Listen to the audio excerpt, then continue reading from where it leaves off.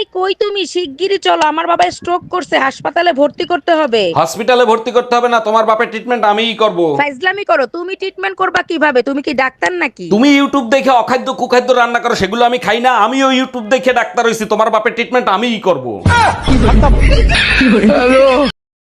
আমার চেহারা যখন এতই খারাপ, তা দেখে শুনে একটা নায়িকারে বিয়ে করতে আমারে বিয়ে করছিলা কেন?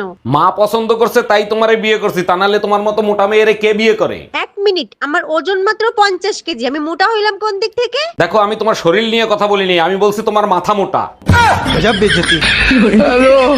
সোনা দিয়া বান্ধাইয়াছি ঘর। অরুণ ভাই, কোন সোনা দিয়ে ঘর বান্ধাইছেন সেটা তো বলবেন। আরে ভাবি, ওই যে সোনার পাশে যে কালো কালো দড়ি থাকে না, সেই দড়ি দিয়া।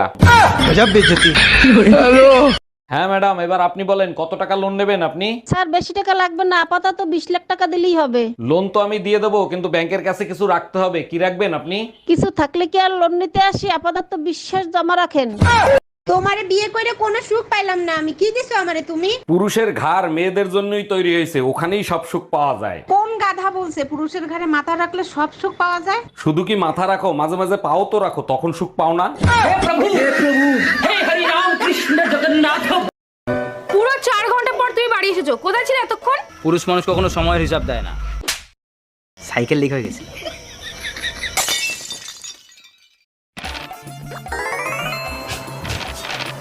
এ দেবাশিস, কালকে দেখলাম তোর বউ শিবুদার সাথে মেলায় চাউমিন খাচ্ছিল। ও যা বলছে সত্যি? চলো, ও যা বলছে সত্যি? তুমি কালকে শিবুদার সঙ্গে মেলায় গেছিলে চাউমিন খেতে? হ্যাঁ।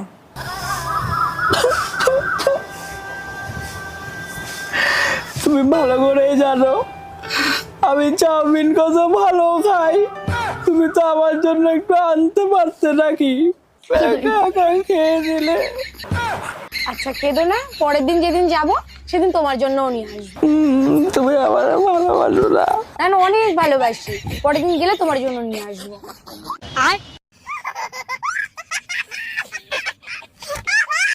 এই শোনো, হ্যাঁ বলো। তোমার এই বিয়ে করে আমার একটা দারুণ লাভ হয়েছে। কি লাভ হয়েছে তোমার? আমি যা পাপ করেছি তার শাস্তি আমি এই জন্মেই পেয়ে গেছি। আমি যদি আবার জন্ম নিই, তো এই ভুল কাজ আমি আর জীবনে করবো না।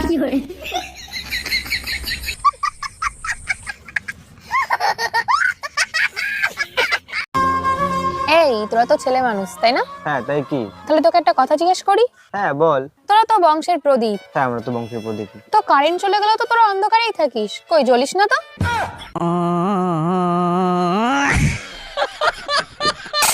কিছু কিছু প্রবাসীর বউদের দেখায় রানু মণ্ডলের মতো, ভাবলয় মাধুরীর মতো। প্রবাসীর বউরা ভাব তো দেখাইবেই, স্বামীর মাথার ঘাম পায়ে ফেলানো টাকা ধ্বংস করতে হবে না? দুমুঠো ডাল ভাত খেয়ে স্বামীর বুকে শান্তিতে ঘুমাই, এর মতো শান্তি জান্নাতেও পাওয়া যাবে না। তুমি চাইলে তোমার জন্য আমি প্রবাসে গিয়ে টাকা ইনকাম করতে পারি। যাইতে পারো, সমস্যা নেই, পরে বউ হারাই গেলে আবার আফসোস কইরো না। আচ্ছা, নারী আটকায় ভালোবাসায়, তাহলে পুরুষ আটকায় কিসে? দেখো, পুরুষ আটকানো অত সহজ না, চাইলেই একটা পুরুষকে আটকাতে পারবা না। এটা তো খুব ভালো করেই জানি, কিডনি দিয়ে পর্যন্ত পুরুষকে আটকানো গেল না। শোনো, একটা গোপন কথা বলি, কাউকে বলবা না। পুরুষ শুধুমাত্র ফাটাবাসে আটকায়। কি বললে তুমি? তাহলে আমাকে শোনাচ্ছেন কিনা দেবা না? না, দেবো না।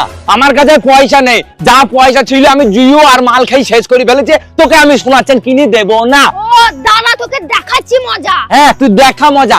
কি মজা দেখাবি তুই আমাকে? দাঁড়া। হ্যালো মা, তোমার জামাই না আমাকে সোনার চেন কিনে দিচ্ছে না, একটা সিমেন্টের বস্তা নীল ড্রাম কিনে পাঠিয়ে দাও তো।